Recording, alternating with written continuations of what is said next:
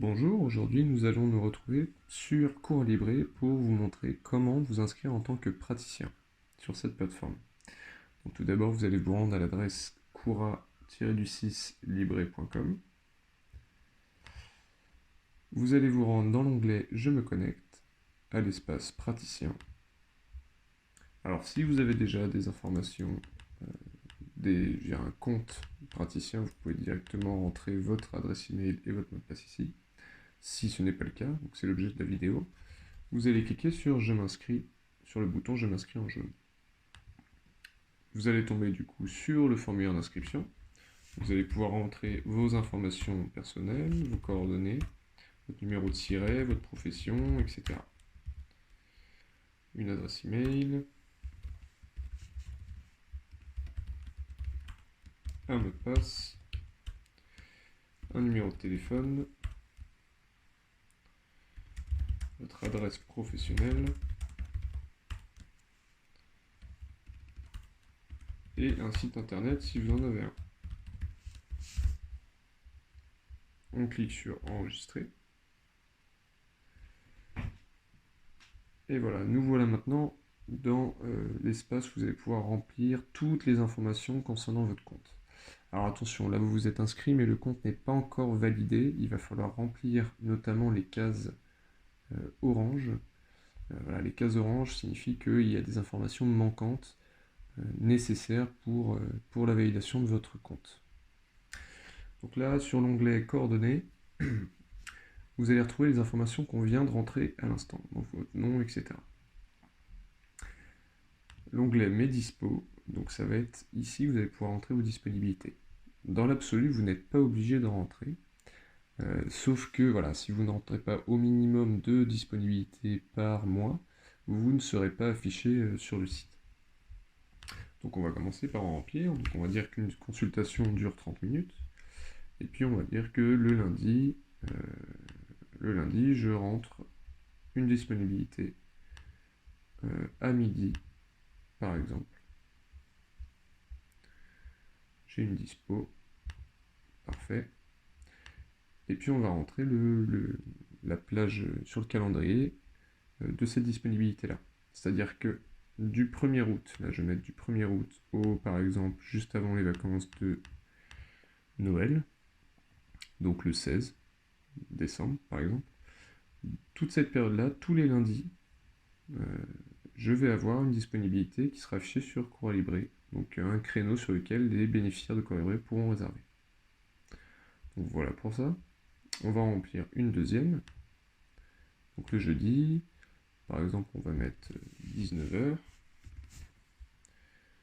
Et on va mettre aussi une plage horaire. Donc là, ça va être à partir du 1er septembre, on va dire, jusqu'en mai 2023.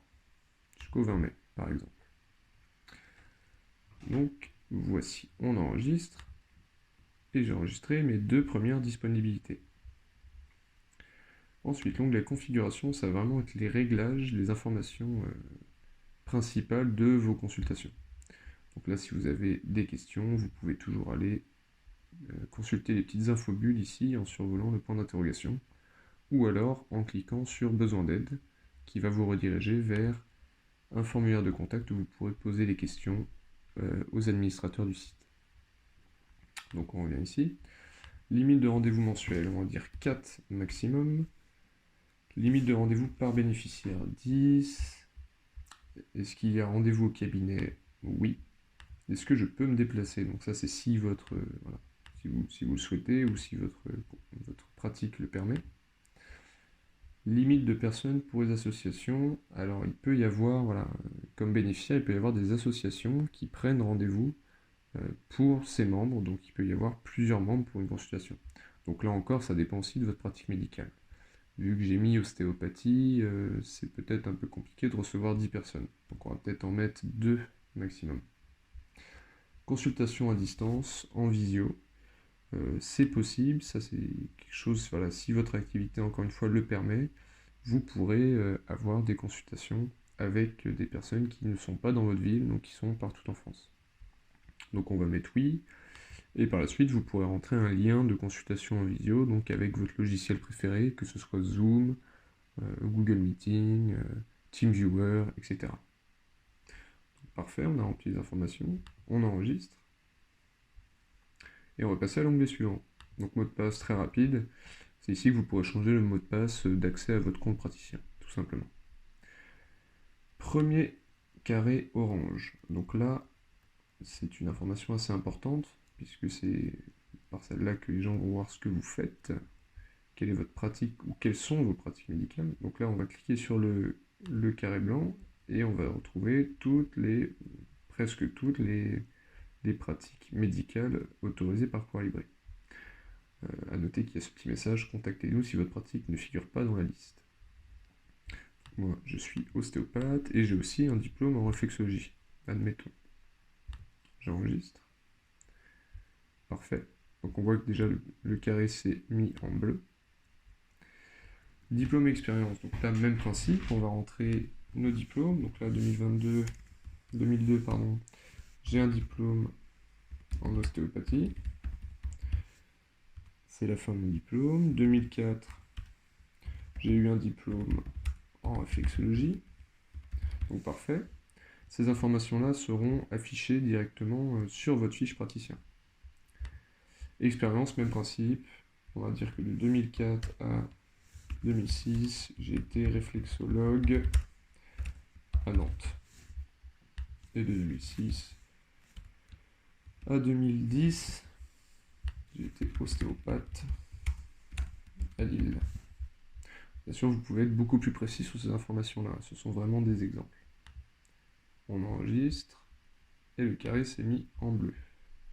Alors mes documents, donc là c'est une partie assez importante qui va être du coup soumise à validation. Ça va être un petit peu l'élément le plus important concernant la validation de votre compte par les administrateurs du site.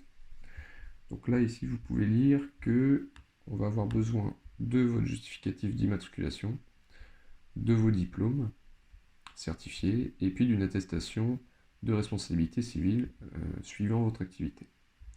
Donc pour l'exemple, on va mettre un document qui n'a rien à voir.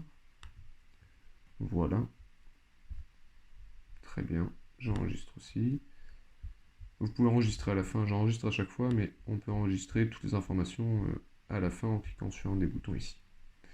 Ensuite, l'onglet Mes informations. Donc là, vous allez... Voilà, c'est la partie peut-être plus chronophage, mais importante. C'est celle qui va figurer notamment sur votre fiche praticien. Donc prenez le temps de bien remplir votre présentation, vos valeurs, qui vous êtes, comment vous pratiquez, etc.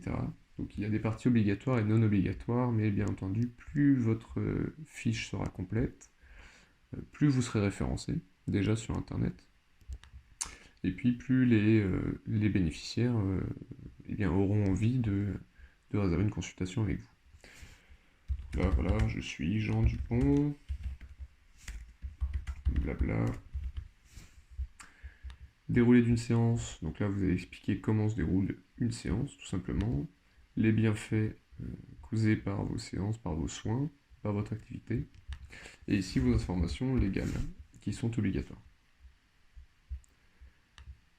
On enregistre, et on passe au dernier onglet, à savoir l'image. Mon image, donc c'est quelque chose aussi qui est assez important, puisque bien les bénéficiaires prendront plus facilement rendez-vous avec un praticien qui bénéficie d'une image, tout simplement. Donc on va prendre une image au hasard, et on enregistre. Et là on peut voir que toutes les cases sont maintenant remplies en bleu. Vos informations seront remontées aux administrateurs du site qui pourront ensuite procéder à la validation de votre fiche.